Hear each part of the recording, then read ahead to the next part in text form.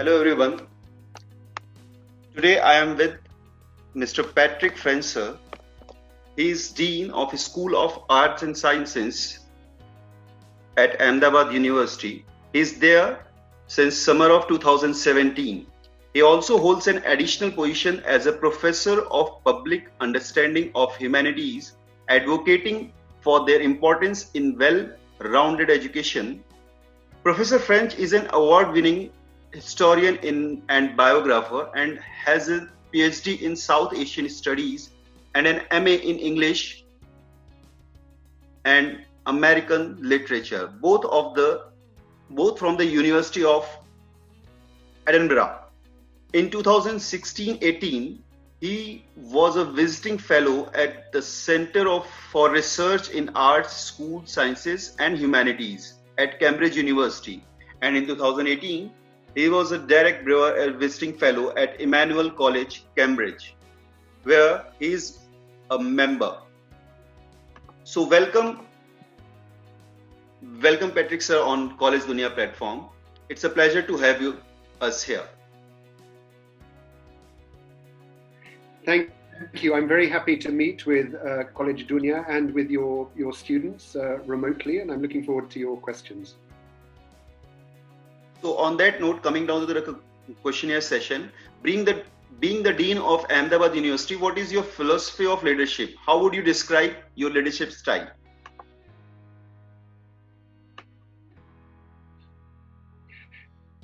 So I would say that my philosophy of leadership is quite collegiate and quite collaborative.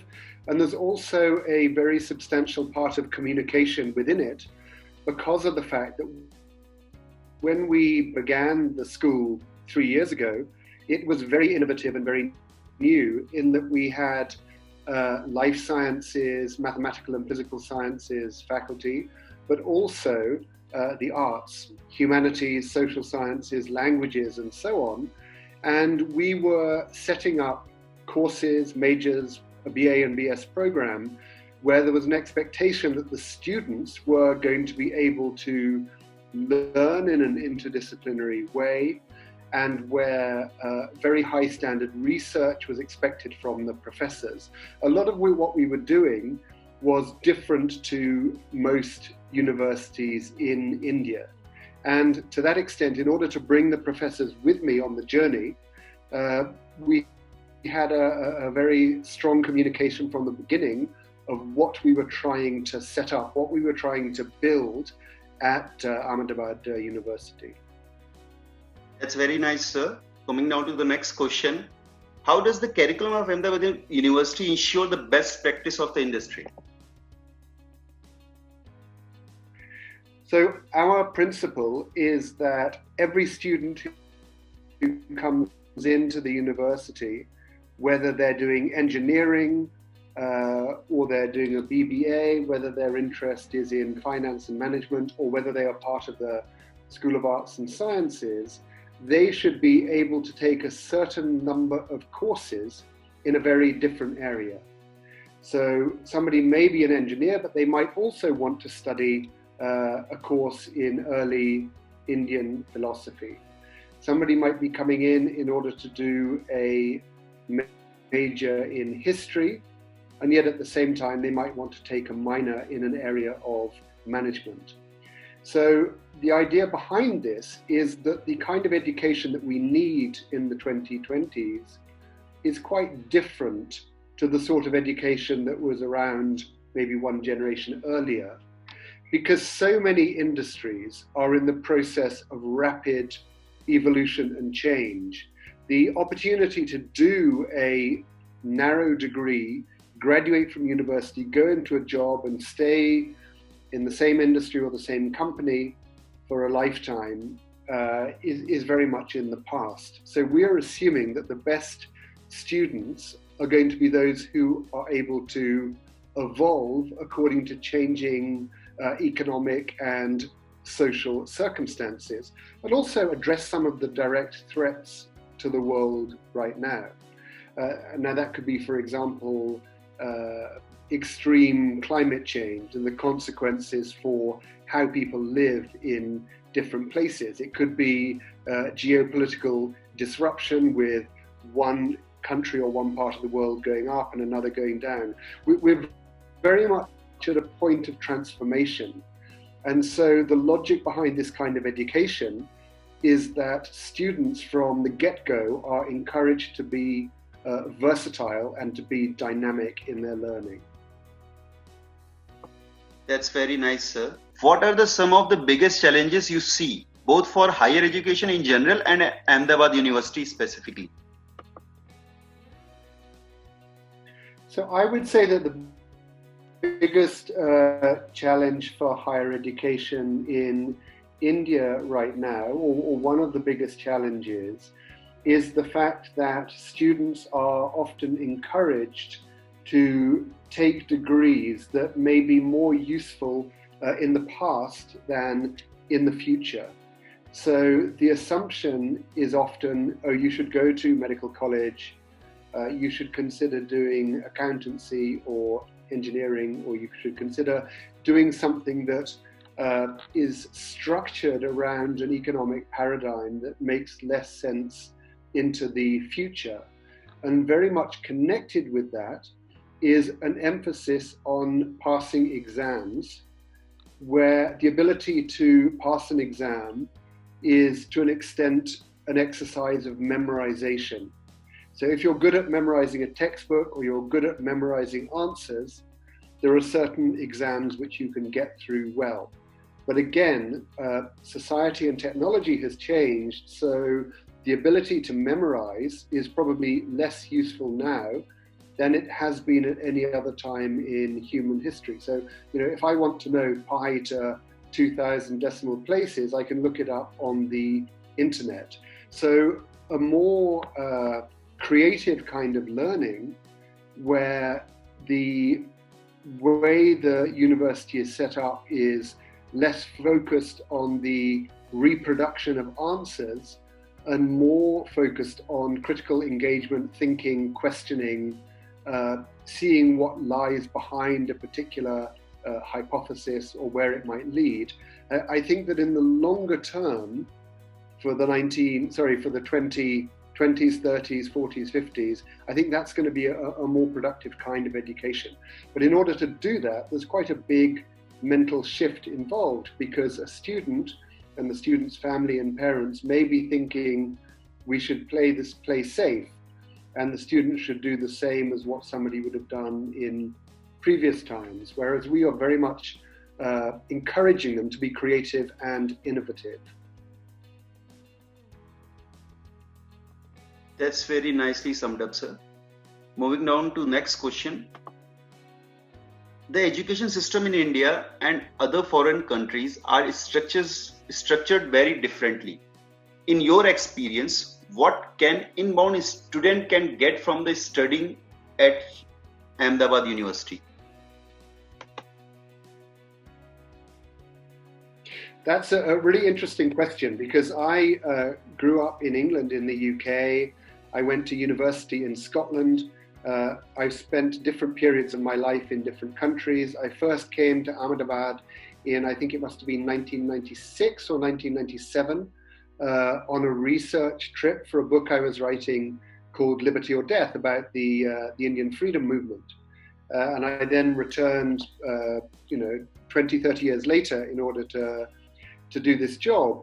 And so one of the things that's very nice for us at Ahmedabad University is that although almost all of the faculty come from India, a lot of them have been trained in different education systems.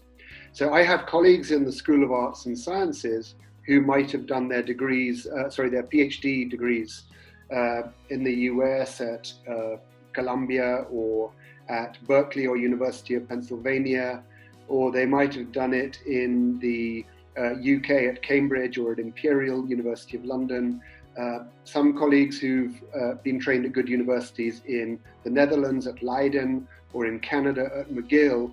And so what we have done in building the School of Arts and Sciences is that we've tried to take the best of the Indian education system or higher education system, and then join it with the best of other educational systems in North America, in Europe, to an extent also from places like Singapore, China. So it's very much a kind of global idea of what higher education can become, where we're not wedded wholly to one system. We've got some elements of many different countries trying to create a 21st century model of what a university can be. That's very nicely explained, sir. Any insights into how Ahmedabad University would be more welcoming to the students of different race or economic backgrounds? So we're hoping in the future that we will have students coming in from outside India. We would certainly be welcoming to students who come in from the South Asian region, possibly coming in from West Asia or parts of Africa, where the sort of education we're able to give in a high quality private non-profit university like Ahmedabad means that there can be a really high development of educational standards for them. We're also hoping, and this is, for obvious reasons, been very much accelerated by the coronavirus pandemic, that we will increasingly have certificate programs or individual courses that can be taken by people remotely. And obviously, if you're going to be taking a course online, you could just as easily be doing it from Chennai as you could be doing it from Dubai or from New York or from London. So I think that's something that we're hoping to develop in the future. But yes, obviously at the moment, the overwhelming majority of our students are from India. But over time, we would like to have international students coming in, because I'm very much a big believer in the idea of the improvement that can stem from cultural interchange. When you have people coming together in an academic institution who come out of different social circumstances, perhaps they speak different languages or they have different social norms, I think you can have a very productive kind of interaction. And in terms of your question about people from disadvantaged social backgrounds, approximately 1 in 5 of our students at Ahmedabad University come from a first-time learner family. So there is quite a big social range within the university, and a big effort to make sure that every student who comes in from day one feels part of a kind of collective ambition of what sort of institution we're building at School of Arts and Sciences, regardless of what their family background, their language background, economic background, and so on. And in order to make that possible, we have need-blind admission. In other words, we look at a student, we decide, do we want to offer a place to this student? And if the answer is yes, then if they come from a reduced economic circumstance, we have financial aid programs which enable them to join us. That's very nicely explained, sir. On that note, moving on to the next question. What do you see as Ahmedabad University's greatest strength? What is the strength of Ahmedabad University? I would say the greatest strength of Ahmedabad University right now is the fact that we are almost unique in India in being a private non-profit university that has the liberal arts, a Center for Heritage Management, life sciences, management, and engineering. And in the future, we'll probably have a School of Public Health also. Having all of that within one university, with the capacity for students to take classes of an interdisciplinary kind, to take courses that means that they're taught by faculty from different schools, all of that is, I think, truly a unique creation. So the idea of being siloed or being separated is simply impossible, where on a daily basis, like earlier this morning, for example, in a university committee, I was interacting with the Dean of the Graduate Program, the Dean of the Management School, a senior colleague from the Engineering School. I think that the extent of that collaboration is what makes us really different. That's very nice, sir. Moving down to the next question. What would you like people to know about Ahmedabad University they may not know yet? I would like them to know that Ahmedabad University is very lucky in that we are backed by the Ahmedabad Education Society, which was founded in the 1930s as part of the freedom movement by people like Sada Patel or Shima Blanca, or people who were sort of instigating figures of the Indian independence movement, who believed 20 years or 15 years before independence that independence, if it meant anything, had to have high quality education. And so what we're benefiting from now, 80, 90 years later, is the legacy of the resources that they put into Ahmedabad Education Society. And one of the consequences of that is that our campus at Ahmedabad, which is about 200 acres, is in the middle of the city. So most of the time, if you start a new university, you have to find land, and it's maybe 1 or 2 hours away from a city, and then you think we will build a university. Whereas we are in this very unusual position of having this legacy that means our campus places us right in the middle of the city. And I think that that engagement with the larger community, with civil society, means that we're not only about taking students and professors and putting them on a separate campus, we're also about having an open campus where we have, for example, seminars and lectures that members of the public can attend. Obviously not at the moment because of coronavirus, where the campus or most of the campus is locked down. But we're very much an open campus where members of civil society can come and engage with the faculty and with visiting professors from outside. That's very nice, sir. Moving on to the next question. So what do you think, what do you think should be the university top priority over the next 10 years? What is the plan and what is the vision for the university, right? So my immediate plan is the consolidation of the School of Arts and Sciences. We're now 3 years in. We have about 40 or 50 professors, many of them trained at the world's best universities. We've launched the Bachelor of Arts, the Bachelor of Sciences program. We're going to be starting PhD programs very shortly in physics and in the humanities and social sciences. We've got new students coming in. So I felt that really for the first 3 years, we were more like a startup. We were having to do 101 things at once. We were having to get everything moving, recruiting faculty, developing programs, getting students, putting up this beautiful building, the 200,000 square foot School of Arts and Sciences building, which has been created by RMA architects. And now that we've done that high-speed startup, what we're really, really focused on now is consolidation. How do we secure the School of Arts and Sciences within Ahmedabad University? How do we make sure that as things grow and develop, they're all really, really well synchronized with each other?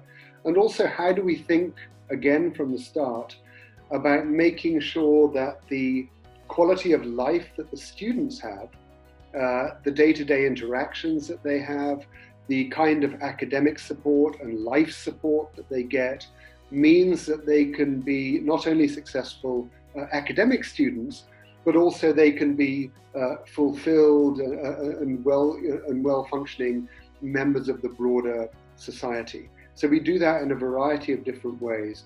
One of which is that when every student comes in, we give them a foundation program where you've got everybody all together, first-year students in engineering, in humanities, in management, in physics. They're all together, and they're learning about much bigger broader social context about civil society, about neighborhoods, about how we should live, about the use of natural resources. So that early integration is very important to us as something that we're trying to build in order to make sure that they're rounded, that they're well educated, and that they are happy. That's very nicely explained, sir. On that note, moving down to the last question. Any suggestion would you like to give to the current youth and the aspirant student?